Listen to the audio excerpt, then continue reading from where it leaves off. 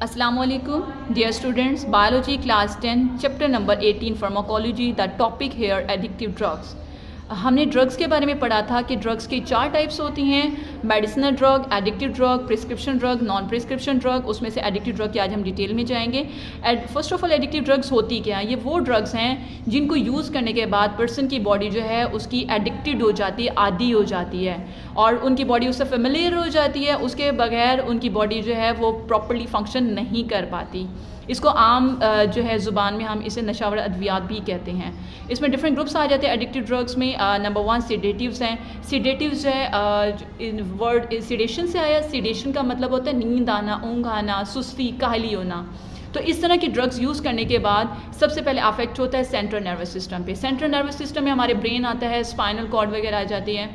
तो इसका सबसे पहले सेंट्रल नर्वस सिस्टम भी अफेक्ट करता है, जिसकी वजह से बॉडी की सारी एक्टिविटीज़ डिप्रेस हो जाती हैं। As we all know very well कि ब्रेन ही तो हमारी पूरी बॉडी का कंट्रोल किए हुए है, उसने सारी एक्टिविटीज़ को कंट्रोल करना होता है। और इसके इफ़ेक्ट्स की अगर हम बात करते हैं, इन ड्रग्स को यूज़ करने के बाद डिजीनेस आती है, लेथर्जी आती है। इन सब के मीनिंग होते हैं कि सुस्ती आना, काहली आना, नींद आना, ब्रेन जो बॉडी के फंक्शनिंग है वो स्लो हो जाना, स्पेशली स्लो ब्रेन फंक्शनिंग होता है, डिप्रेशन होता है। और अगर इस तरह की ड्रग्स बहुत लंबे अरसे तक इस्तेमाल की जाए तो इनका लॉन्ग टर्म क्या है, इससे सुसाइडल थाट्स भी आते हैं। ऐसे लोग, क्योंकि वो उनके सेंट्रल नर्वस सिस्टम को अफेक्ट करती है, ऐसे लोग साइकिक से हो जाते हैं और ये अक्सर खुदकशी करने के बारे में सोचते रहते हैं। नेक्स्ट नरकोटिक्स की बात करें तो ये भी एडिक्टिव ड्रग्स की कैटेगरी में आते हैं। लेकिन अगर हम जनरली देखें तो नरकोटिक्स एक्चुअली पेन किलर्स के तौर पे इस्तेमाल होती है। ये स्ट्रॉन्ग पेन किलर्स हैं। पेन किलर्स को किस लिए इस्तेमाल किया जाता है? Different chronic disease like cancer वगैरह के बाद अगर कोई कैंसर में क्योंकि अक्सर बहुत ज़्यादा पेन होती है तो उससे आराम के लिए डॉक्टर्स इसको सुजेस्ट करते हैं। उसके अलावा कोई और कोई इंजरी हो गया है, कोई इन्फेक्शन हो गया किसी तो उसमें भी, या स्पेशली जब ऑपरेट होता है तो ऑपरेट के बाद जो हल्की पेन्स वगैरह होती रहती हैं तो उनसे आराम के लिए भी डॉक्टर्स इसको सजेस्ट करते हैं। तो आम तौर पे ये जो नरकोटिक्स, क्योंकि ये स्ट्रॉन्ग पेन किलर्स है, तो जब इनको सजेस्ट करते हैं तो किसी लेस पोटेंट पेन किलर वो होती है जिसकी इतनी पोटेंसी हाई नहीं होती, लाइक पैरासीटामोल हो गया, एस्प्रिन, तो इनके साथ मिला के ये जो पेन किलर्स हैं प्रिस्क्राइब किए जाते हैं। और वैसे तो इनके जो है यूज़फुल है मेडिसिनल ड्रग्स में।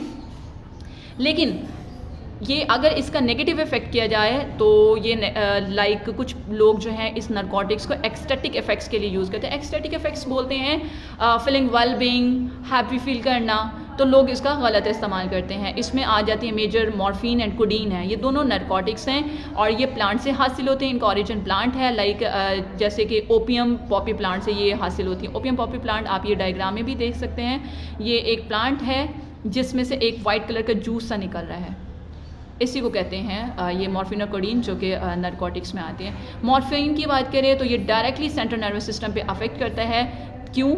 टू रिलीव पेन से ये आराम देता है, क्योंकि पेन किलर के तौर पे भी इस्तेमाल होता है। मॉर्फिन के अंदर हाई पोटेंशियल होता है एडिक्शन का। इसे इस्तेमाल करने के बाद बहुत जल्दी एडिक्शन हो जाती है। ज़्यादातर यूज़ किए जाने वाली जो नरकोटिक है इसमें हीरोइन, आमतौर पे इसका लफ्ज़ सुना भी होता है। ये एक समय सिंथेटिक है। सिंथेटिक ड्रग हमने ऑलरेडी बात की थी सोर्सेज में।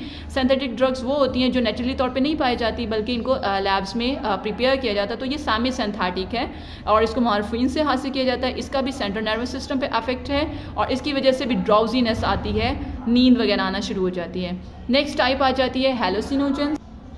बट बिफोर दिस अगर हम देखें ना नरकोटिक्स के बारे में, बहुत सारे वेस्टर्न कंट्रीज़ में जो हीरोइन है इसको स्ट्रॉन्ग एनाल्जेसिक के तौर पे इस्तेमाल किया जाता है। लेकिन तब जब इसे एनाल्जेसिक भी हमने पढ़ा था, ये सारे पेन किलर्स को ही बोलते हैं, तो उस वक्त जब इसे पेन किलर के तौर पे इस्तेमाल करते हैं तब इसका नेम है डायमॉर्फिन, उस कैटेगरी में आएगी। इसमें डिफरेंट आ जाती हैं। ये इसमें ट्रीटमेंट है ये डिफरेंट एक्यूट पेन के लिए, लाइक सीवियर फिजिकल ट्रॉमा हो गया, मायोकार्डियल इन्फेक्शन, हार्ट अटैक वगैरह, या पोस्ट सर्जिकल पेन वगैरह, जो ऑपरेशन के बगैर सर्जरी के बाद जो है डिफरेंट जो पेन से आराम देने के लिए इनका इस्तेमाल किया जाता है। चलें नेक्स्ट कैटेगरी की बात करते हैं, हेलोसिनोजेंस। हेलुसिनोजेंस वो ड्रग्स हैं जिसके यूज़ करने के बाद पर्सन की जो बॉडी है उसकी जो परसेप्शन की एबिलिटी है, सोचने समझने की, फ़ैसला करने की जो एबिलिटी है, थॉट्स हो गए, उसके इमोशंस हो गए या कॉन्शियसनेस, इन सब चीज़ों में चेंज आ जाता है, ये अफेक्ट होते हैं। इस ग्रुप में जो मेजर आ जाती हैं वो मैस्कुलिन एंड सिलोसिन आती हैं। ये मैस्कुलिन की बात करें तो इसका भी ओरिजिन जो है प्लांट है, ये कैक्टस प्लांट से हासिल होती है। सिलोसिन की बात करें तो ये भी इसका भी ओरिजिन प्लांट है, ये मशरूम से हासिल होती है। इनके इफेक्ट्स की बात करें तो ये हेलुसिनोजन भी सिंपैथेटिक नर्वस सिस्टम पे अफेक्ट करते हैं, जिसकी वजह से क्या है, अक्सर आप किसी भी एमरजेंसी सिचुएशन में हैं, किसी खौफ में हैं या इस तरह से, तो आपका क्या होता है, सबसे पहले प्यूपल्स जो हैं वो डायलेट हो जाते हैं, आप डर जाते हैं। उसके अलावा आर्टरीज़ की कंस्ट्रिक्शन हो जाती है, ब्लड प्रेशर बहुत ज़्यादा हाई हो जाता है और हार्ट बीट बहुत ज़्यादा फास्ट हो जाती है।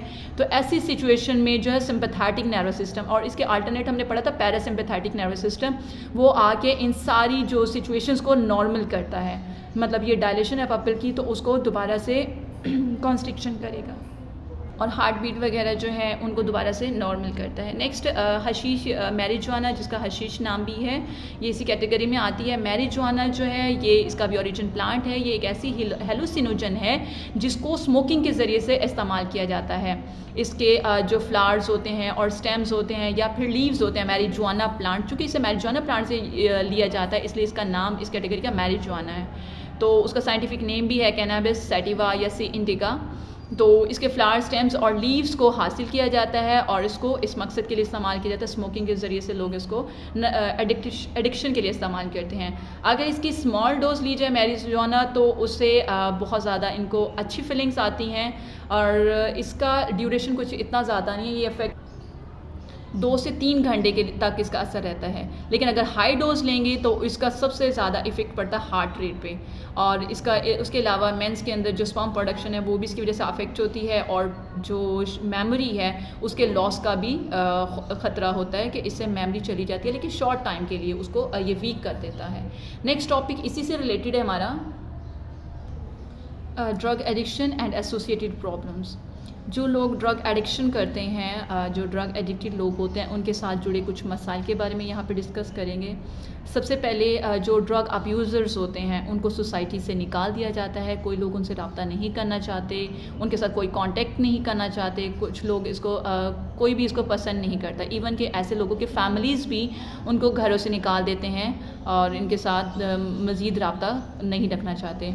बहुत सारी स्टडीज़ जब एक्सपर्ट्स ने सोशल साइंसेस में जो स्टडीज़ की, उसके रिज़ल्ट में क्या आता है, उससे ये बात साबित होती है कि जो ड्रग एडिक्शन और जो डिफरेंट तरह के क्राइम्स हैं इसके दरमियान बहुत ज़्यादा क्लोज रिलेशन है। वो कैसे कि जो सिंपली अगर किसी के पास ड्रग की पोजेशन भी हो तो वो भी तो एक क्राइम है। तो ऐसे लोग क्या करते हैं, ऑब्वियसली लॉ वायलेटर होते हैं, वो हम कानून की पासदारी नहीं करते, कानून को तोड़ते हैं और ये क्रिमिनल्स होते हैं। और हर ड्रग एडिक्ट जो है उसको पुलिस अरेस्ट कर लेती है क्योंकि ये क्राइम है। अगर हम इस वक्त अपनी जेलों को देखें और जो प्रिजन्स हैं वो भरी पड़ी हैं ऐसे लोगों से, बहुत सारे लोग जिन्होंने कोई और क्राइम नहीं किया, सिर्फ और सिर्फ पोजेशन थी उनके पास नरकोटिक को रखना भी तो इल्लीगल है ना, तो इस वजह से जेलें भरी पड़ी हैं ऐसे लोगों से। बाकी ऐसे लोगों को जो है वो डिफरेंट तरह के क्राइम्स में इन्वॉल्व होता है, लाइक रॉबरी करना, शॉपलिफ्टिंग करना, ये क्या चोरी करते हैं, चकारी करते हैं, डाकू ये लोग होते हैं। उसके अलावा क्या करते हैं, ये शॉपलिफ्टिंग करते हैं, एम्बेजलमेंट, बर्गली, इन सब तरह के क्राइम्स में इन्वॉल्व होते हैं बिकॉज इन्हें अपनी जो है वो ड्रग चाहिए और उसके लिए उन्हें पैसा किसी भी हाल में चाहिए। ड्रग एडिक्ट्स जो है वो बहुत ज़्यादा सीरियस किस्म के क्राइम्स करते हैं और बहुत ज़्यादा लोग तो साइकिक पेशेंट्स भी हो जाते हैं, और ऐसे लोगों का सोशल बिहेवियर बहुत ज़्यादा वीक होता है, इनकी सोचने समझने की सलाहियतें बहुत ज़्यादा कम हो चुकी थी और कोई भी लोग इनसे मिलना नहीं पसंद करते। इसी को बोलते हैं सोशल स्टिग्मा, कि सोसाइटी इन्हें डिसलाइक करती है because of their unpredictable behaviour. तो ये डिफरेंट प्रॉब्लम्स थी जो ड्रग एडिक्शन के साथ ही रिलेटेड हैं। तो this was all about our today's lecture. Thank you so much.